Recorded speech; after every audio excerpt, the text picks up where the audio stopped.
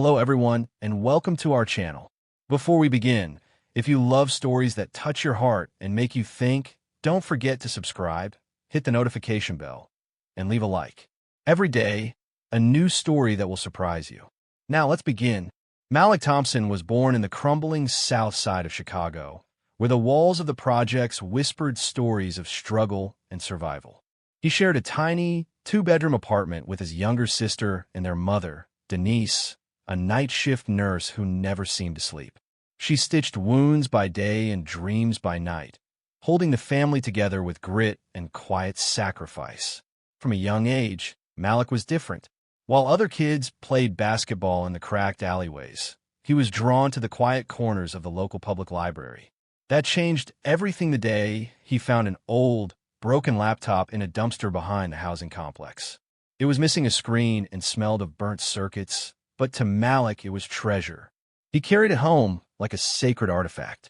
With the little money he earned bagging groceries and cleaning dishes after school, he bought secondhand parts from a local pawn shop and watched YouTube tutorials at the library for hours.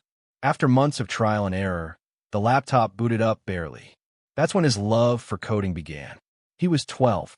While his peers mocked him as a nerd, Malik stayed unfazed. His world wasn't built on popularity, but on logic, curiosity, and ambition. His only true friend was Chris, a quiet, thoughtful boy whose father had been killed in a gang shooting. Chris didn't laugh at Malik's obsession with code. In fact, he was the first to ask, "Can you teach me?" Malik said yes.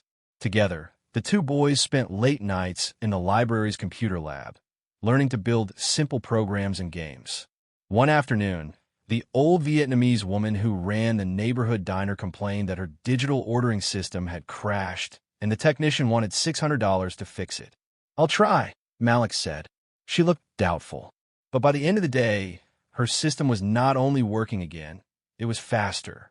"You're better than that tech guy," she said, handing him $50 and a bag of egg rolls. It was more than money or food. It was the spark of an idea. Malik realized that small businesses like hers needed better, affordable tools to stay afloat. That night, he scribbled in his notebook, "Create software for real people." He didn't know it yet, but that sentence would shape the rest of his life. The Massachusetts Institute of Technology, MIT, was a world far removed from the crumbling bricks of Southside Chicago. When Malik Thompson walked onto the campus for the first time, backpack slung over his shoulder, he felt both incredibly small and endlessly hopeful. The sprawling halls, the buzz of conversation in multiple languages, the students building robots in courtyards. It was overwhelming. But Malik wasn't intimidated. He was electrified. His scholarship didn't cover everything, so he still worked part-time, mopping floors in the engineering building, tutoring high schoolers online, and repairing laptops for cheap on weekends. He kept his expenses lean, sending what little money he could spare back to his mom and sister. His dorm room was sparse. Just a mattress, a desk covered in wires and motherboards, and a poster of Muhammad Ali with the words, "I hated every minute of training, but I said, don't quit. Suffer now and live the rest of your life as a champion." That poster spoke to him more than any textbook ever could. In class, Malik quickly earned a reputation, not for being the loudest or the most confident, but for being the one who could solve a coding problem in record time with the cleanest lines of logic. Professors noticed. So did students. People began asking for his help debugging projects or brainstorming app ideas.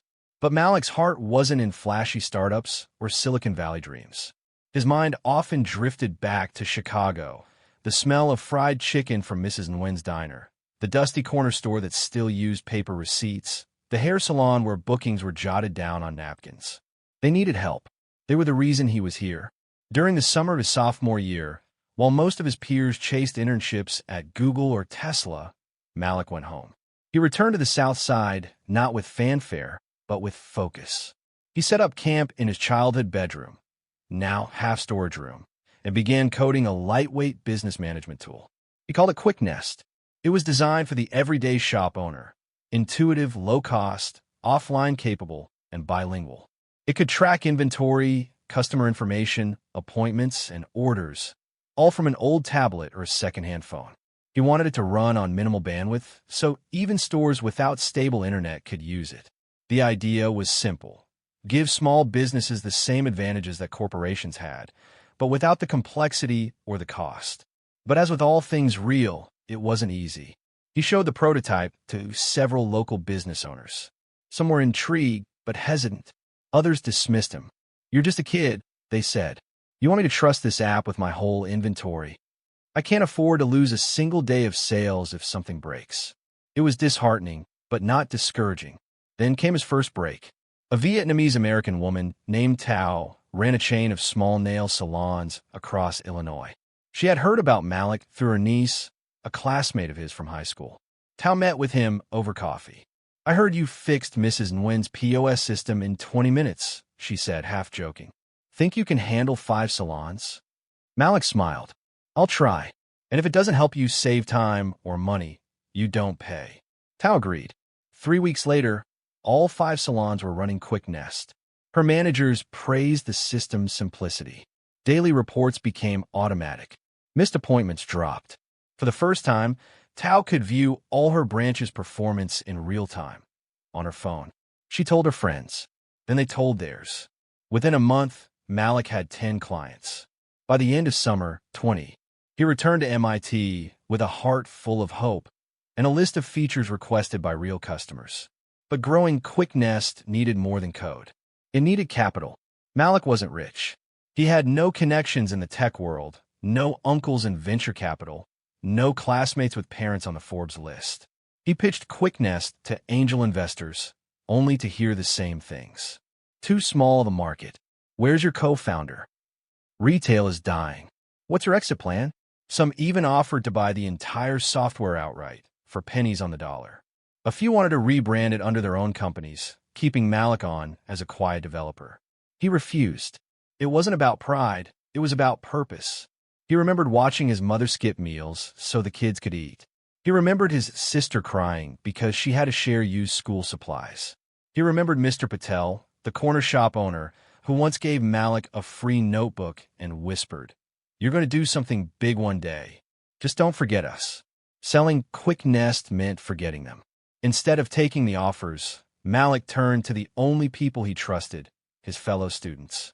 He posted his vision in a student entrepreneur forum.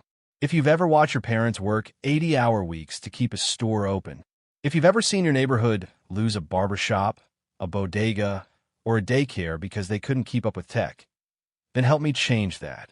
Within days, he had responses from other undergrads. Some were computer science majors. Others were business students. One was even a law student who offered to help with contracts pro bono. Together, they formed a ragtag team of believers. They launched a crowdfunding campaign, not for profit, but for access. Their pitch was simple. Quick Nest is for the people. Let's keep it that way. They asked for $50,000. They raised $110,000 in 6 weeks. With the money, they improved the app, hired part-time developers, and created a customer support line. Malik printed the names of every single backer onto a wall in the office they rented near campus. "Every time we think of selling out," he told the team, "look at this wall." Not everyone believed in him. Some called him naive. Others called him arrogant. A tech blog even ran a sarcastic headline. "From trash laptop to tech savior, MIT student thinks he's got the answer." But Malik didn't flinch. Instead, he doubled down. He introduced features for non-English speakers, including Spanish, Vietnamese, and Creole. He visited local business expos to demo the app himself. He listened to every store owner who said, "It's great, but I wish it could also," and then built that into the next update. Meanwhile, Chris, his childhood friend, was in school for computer engineering. Malik brought him on board as his first official hire. They would code late into the night, eating ramen and arguing over UI layouts, just like old times. As Quick Nest neared its first 100 paying clients, something changed. People began to take notice. A well-known startup incubator in Boston invited Malik to pitch. A small business association reached out asking if they could sponsor training sessions using Quick Nest for low-income neighborhoods. And then came a call from someone unexpected, a journalist from a major tech magazine.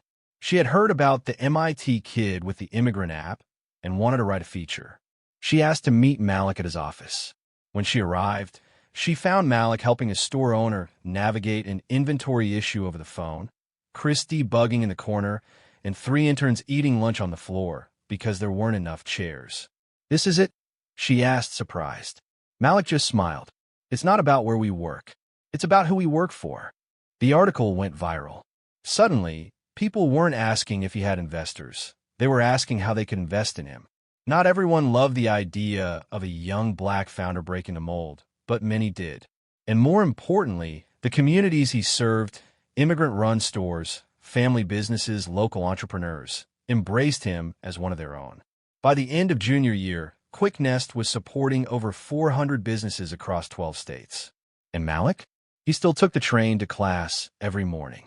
Still called his mom every night. Still coded until his fingers hurt. He had come a long way from the broken laptop in the dumpster. But in his mind, he was just getting started. At 24, Malik Thompson stood on the balcony of Quick Nest's new headquarters, a sleek, glass-fronted building in Boston's Innovation District. Below him, the city buzzed with the rhythms of traffic, construction, and ambition. Inside, teams of engineers and analysts clustered around whiteboards, planning updates and expansions. The logo he had once scribbled on a notebook in South Side, Chicago, now glowed in backlit LED above the entrance.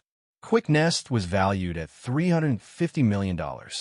But for Malik, success had not brought peace. It brought pressure. He had traded late-night coding for board meetings, ramen for catered lunches, and long walks home for black SUVs with tinted windows. The boy who used to fix software for diner owners now found himself navigating deals with venture capitalists in suits tailored down to the millimeter. And with visibility came scrutiny. Tech blogs called him the Black Elon Musk. Others weren't so flattering. Too young to lead. One article read, "Token success story," said another. "Lucky," muttered more than a few investors behind closed doors. Malik could handle the doubt. He had grown up on it. What he couldn't shake was the feeling that he was being pulled away from his purpose. Every week brought a new offer to sell, to merge, to partner. But one proposal stood out and shook him to his core. A prestigious investment firm, Wyatt and Gray, requested a private meeting. Their partners had managed billion-dollar tech exits. They were smooth, sharp, and spoke with the confidence of people who had never heard no in their lives.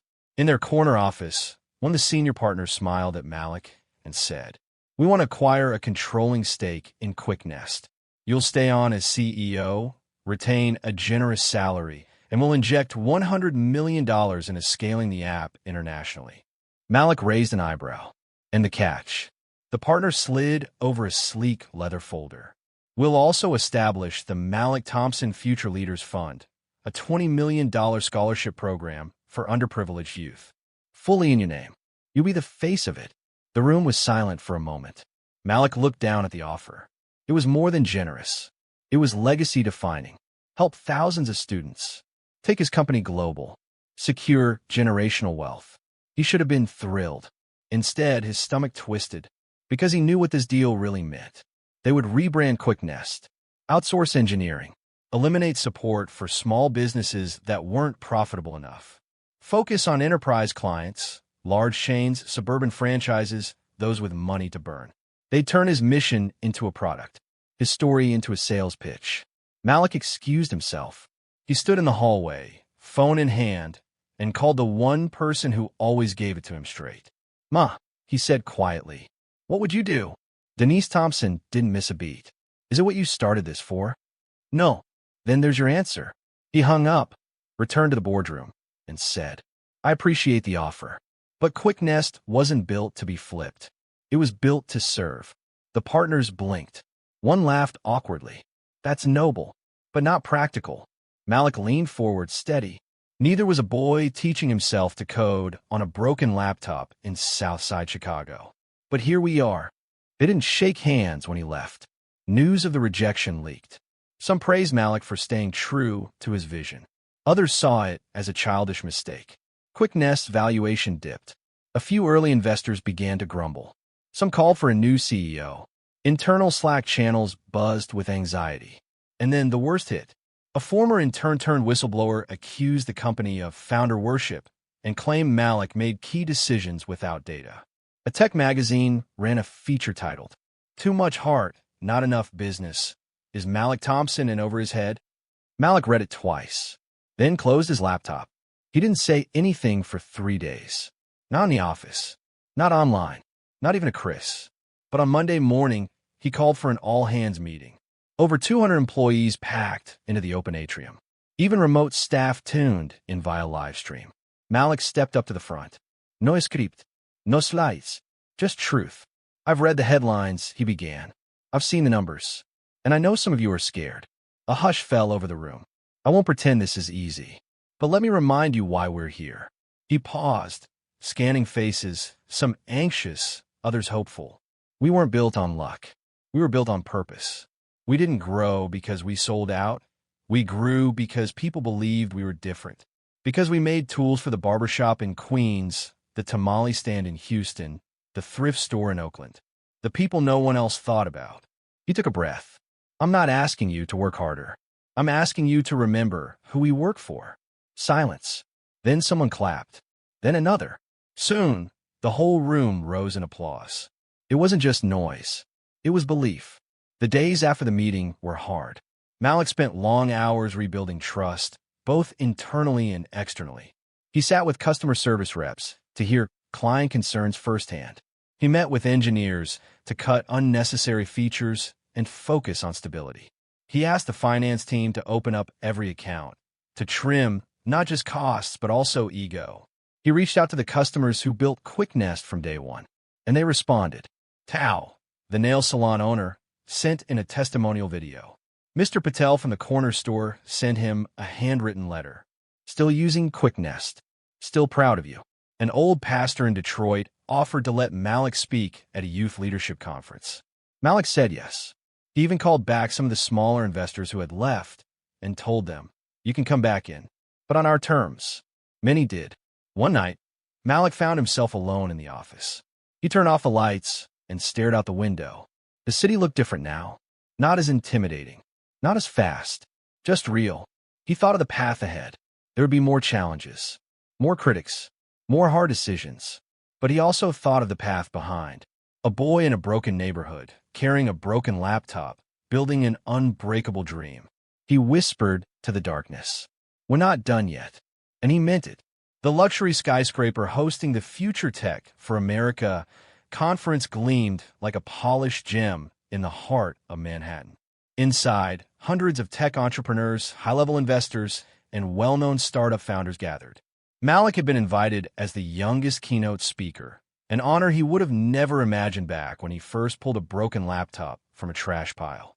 He stepped into the main lobby in a simple suit, not designer, but crisply ironed. The receptionist glanced at his invitation badge, nodded, but still eyed him up and down like she couldn't quite believe a young black man, arriving alone and without an entourage, could be Malik Thompson, the name printed in bold on the official program.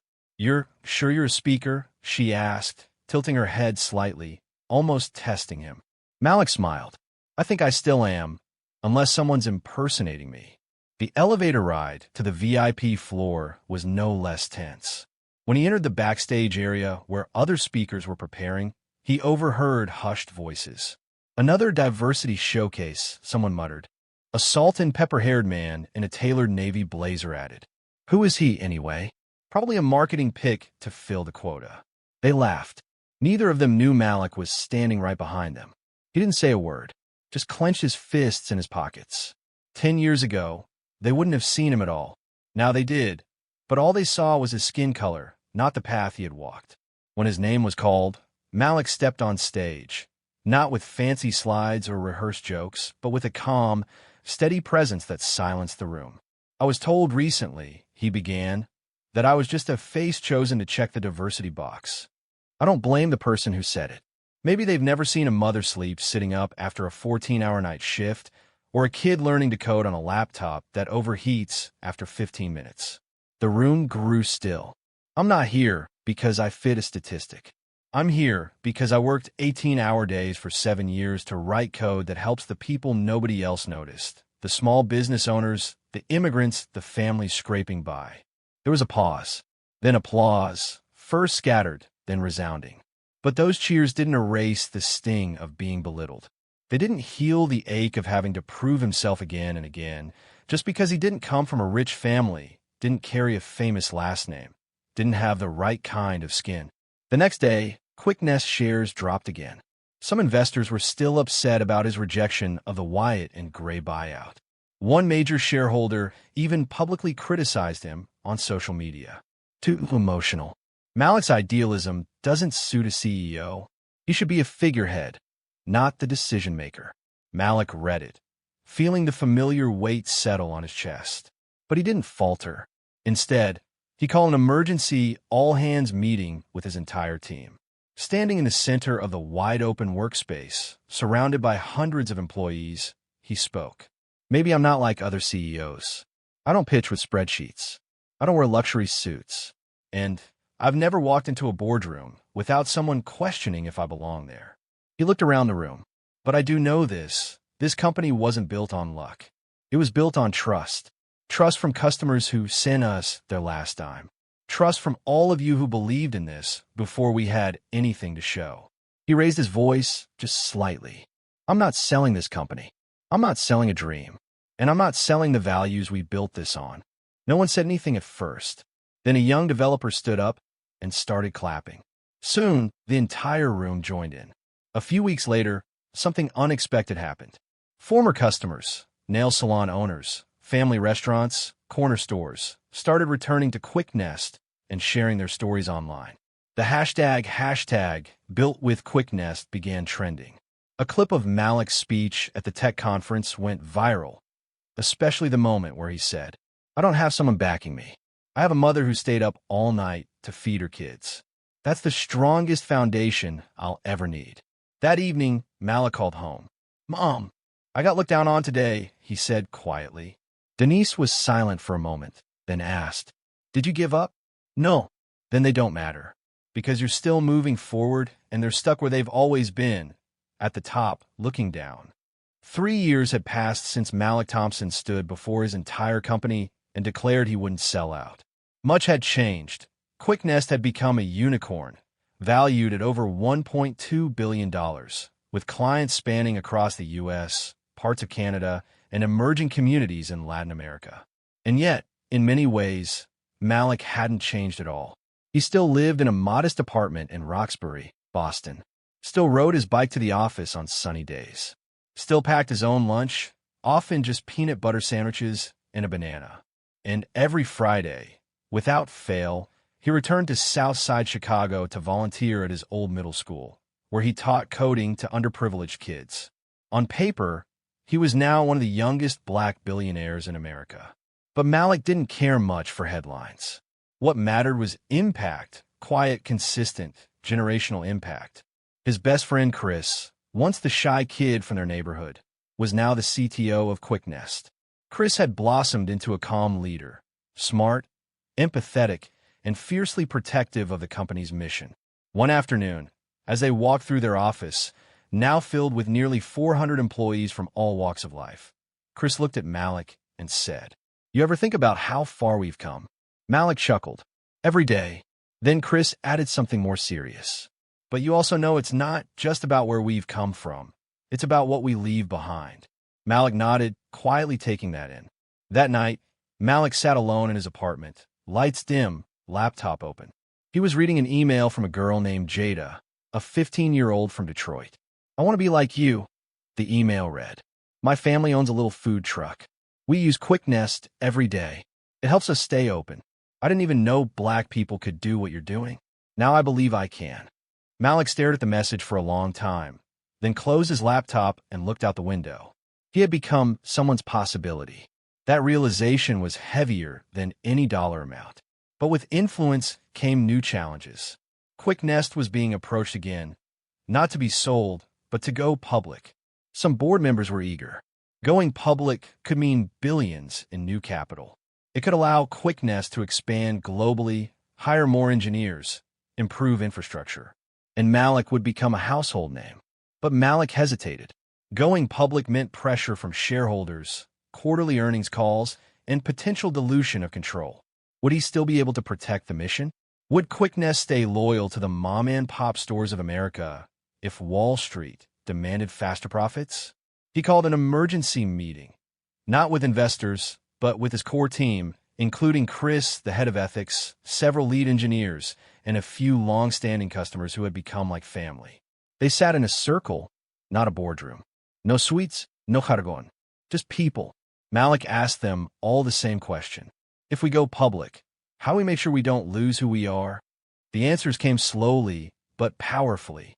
A woman named Lucia, who ran a small bakery in New Jersey, said, "Just don't forget us." An engineer added, "Let's build it into the structure. Non-negotiable protections for underserved businesses, scholarships, and reinvestment in community-based tech." Chris chimed in, "We can be the first company to go public with a conscience. Not as an afterthought, as the foundation." That night, Malik made his decision. Quicknest would go public, but on their terms. They created the People First Charter, a legal document that bound 10% of all net profits to community investment, educational grants, microloans to small businesses, and subsidized software for companies in underserved areas. They required that at least 30% of leadership be from historically marginalized communities. They even created a rotating seat on the board for a representative chosen by customers. When they finally rang the opening bell on the New York Stock Exchange, Malik didn't wear a designer suit. He wore a t-shirt that read, "Built by the People, for the People." That same week, a documentary about his life premiered at the Tribeca Film Festival, From the Broken Bricks. It told the story of a kid who taught himself to code on a laptop pulled from the trash, of a mother who worked night shifts so her children could dream, of a company that refused to trade mission for money, of a man who turned being underestimated into being unforgettable. Malik didn't attend the red carpet. Instead, he watched the film at a local Chicago library with 20 teenagers from the same block he grew up on. Afterward, one of them asked, "What's your secret, Mr. Thompson?" Malik smiled and replied, "I don't have one. I just made sure every day I was a little better than the day before. And I never let anyone rent space in my head unless they helped me build something." In the final months of the year, Malik officially launched the Denise Hope Foundation, named after his mother. Its mission: to provide laptops, internet access, and coding mentorship to 10,000 students of color across America each year. Denise, now retired, helped hand-deliver the first round of laptops to a school in Atlanta. When asked how she felt, she simply said, "I'm just proud I raised a good man." In the last pages of Malik's first book, Code of Character, he wrote, "We don't need to break ourselves to build something great. We don't need to sell our soul to buy a seat at the table. If the table wasn't made for us, we build our own, and we make sure everyone has a chair." As the sun set on another long but meaningful day, Malik walked into a Quicknest training center in the Bronx. A class of new entrepreneurs was waiting. Among them, immigrants, single mothers, formerly incarcerated young men, and more. He stepped up to the whiteboard and said, as he always did, "You don't need permission to be powerful. You just need purpose." And with that, he picked up a marker, drew a simple square on the board, and wrote in the middle, "Let's build."